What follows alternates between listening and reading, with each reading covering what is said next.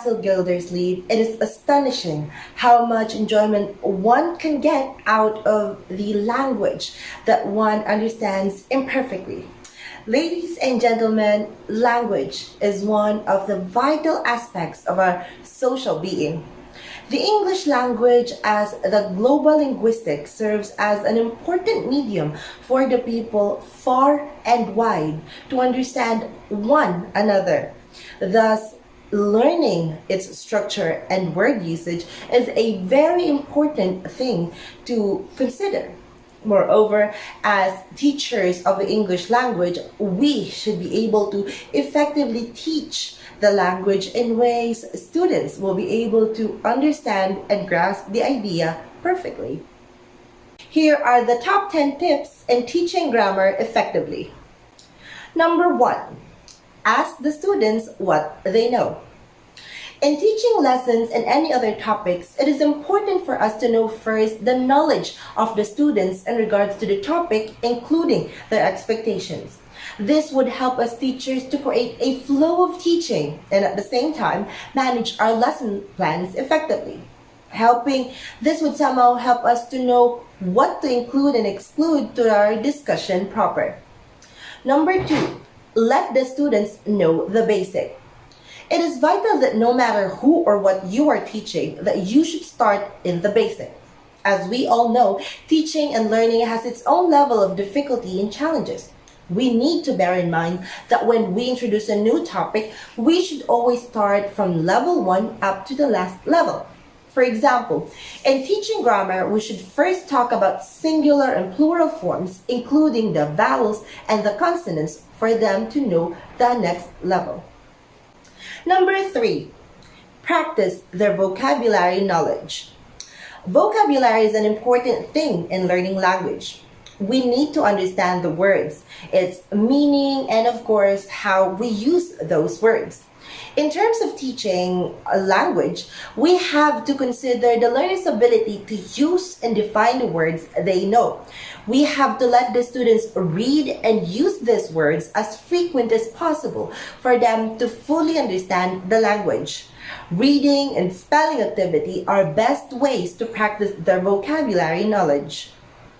Number 4, utilize easy and simple instructions.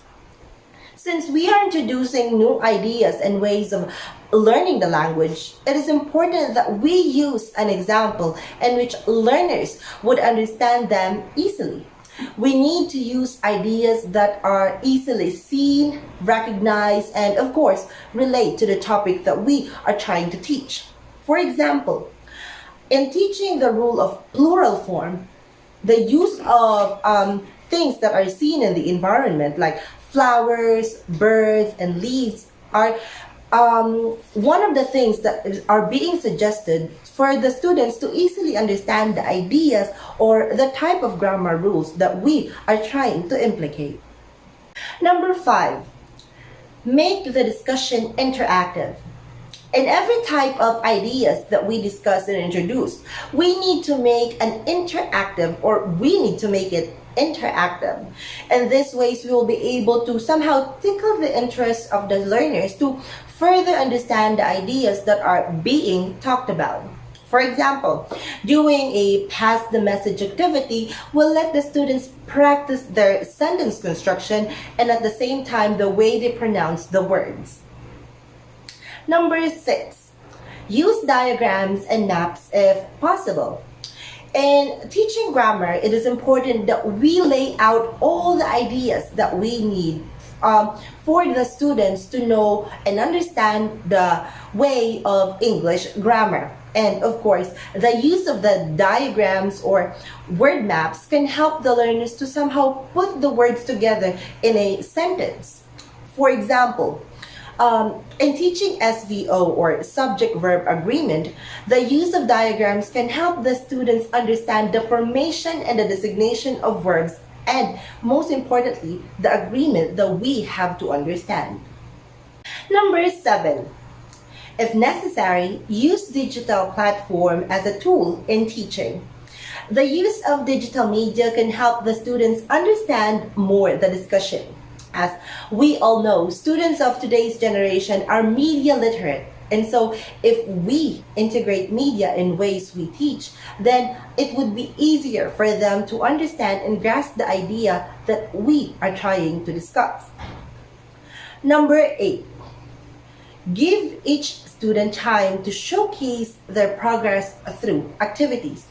Now, this tip is true to all type of topics. Now, activities will help the students practice what they learned and understood. This way, we will see how they apply their understanding in a closely true-to-life situations. Number 9, use the language constantly. In teaching language, a constant practice helps us to become fluent and aware of the words we use. Now, we need to let the learners use the language every time they speak and communicate with us.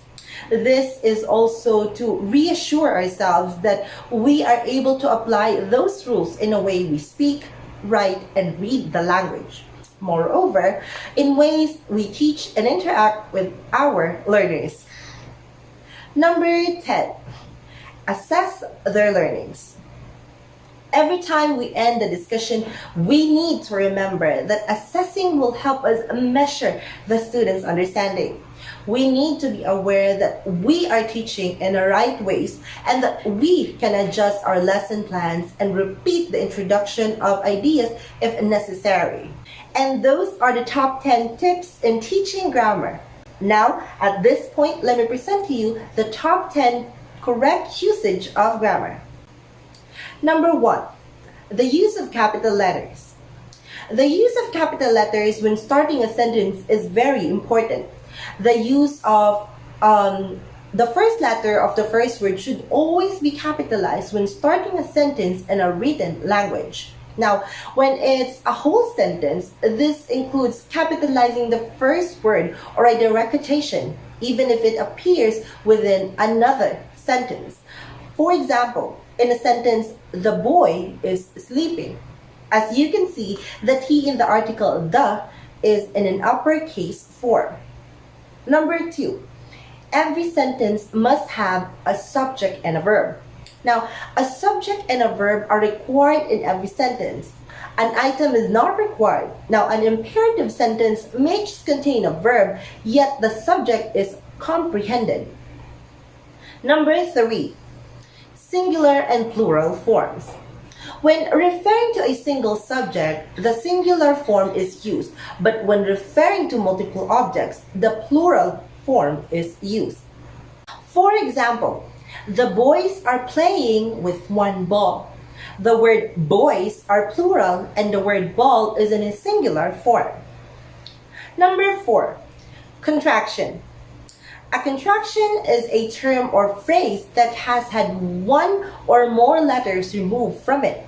An apostrophe is used when writing to identify the location of the missing letters. Contractions are widely employed in casual writing and speech or any other written dialogues. For example, the word they are becomes there and it is becomes it. We are into were and he, she from his or she's. Number 5, past tense. Now this tense is used to describe something that occurred previously. Past tense is sometimes referred to as simple past tense. For example, past continuous tense. Now, this past tense is used to represent an ongoing or continuing event or occurrence in the past. The second one is the past perfect tense. This tense is used to indicate a past event that has already occurred. And lastly, we have the past perfect continuous. This form of past tense verb is used to describe an event, action, or occurrence that occurred before another event, action, or occurrence in the past. One action or occurrence may be said to have interrupted another. For instance, I had been playing the drums since elementary school. After past tense, we have the present tense, and that is number 6. Now, this tense is used to refer or to signify something that is happening right now. This simple present or indefinite present tense is used to represent a current action, occurrence, or coordinate condition that is being spoken or written about. Consider the barking of the dogs. Now, the first tense we have is the present continuous tense. Now, this denotes to the ongoing character of a current act or occurrences that has not yet been completed. The task was started in the past and will be finished in the future. The next present tense is the present perfect tense. Now, this is used to represent an action that began in the past, continuous in the present, and just ended. The time when the action took place is rarely given. Now, this tense can also be used to denote an action that occurred before another action. And the last present tense, we have the present perfect continuous tense. Now, this tense is used to represent a past action, event, or occurrence that continuous in the present. Also, it is used to describe an action that started and ended in the past, or when there is no indication of the timeline. And for number 7, we have the future tense. Now, this tense is used to talk about or suggest something that hasn't happened yet. Now, the words will and shall are widely used to make simple future tenses. The first future tense we have is the future continuous tense. Now, this tense is used to depict acts as are currently taking place or will be taking place in the future.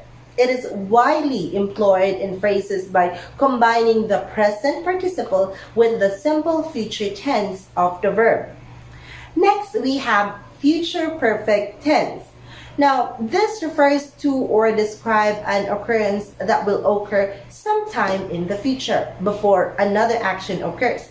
It is written in a simple future tense using verbs, past participle. And lastly, we have future perfect continuous tense.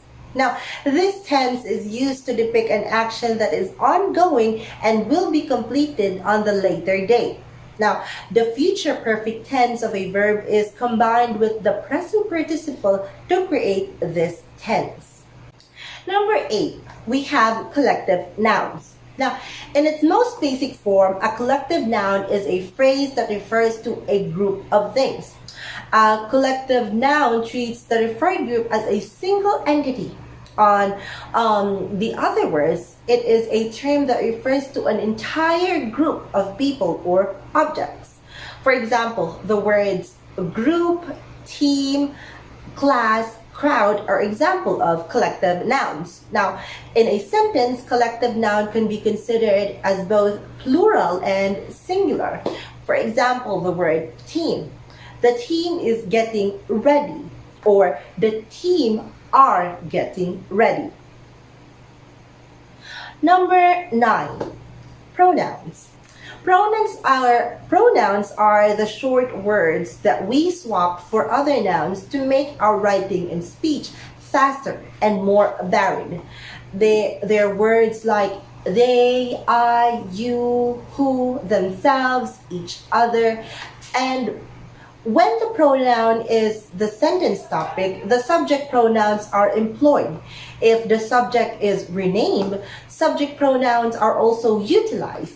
They'll be verbs like is, are, was, were, will be, had been, and so on and so forth. Number 10, the use of article words. In a singular number, a common noun must always be preceded by an article. However, a plural or a common noun does not always require an article. If we want to particularize a plural common word, we can use the article the. Now, sound determines which of the two indefinite articles, or a, is used. Those with consonant sound comes before A, while the words with the vowel sound comes before un. And there are several exceptions as well for the ways of how words or sentences being right or concocted.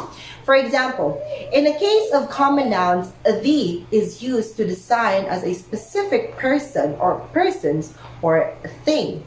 Articles are rarely used with proper nouns. And that's it for today's video. Those are the top 10 correct usage of grammar and top 10 ways to teach grammar effectively. I have hope that you have gotten something out of this video. See you everyone in the next vlog. God bless and ingat.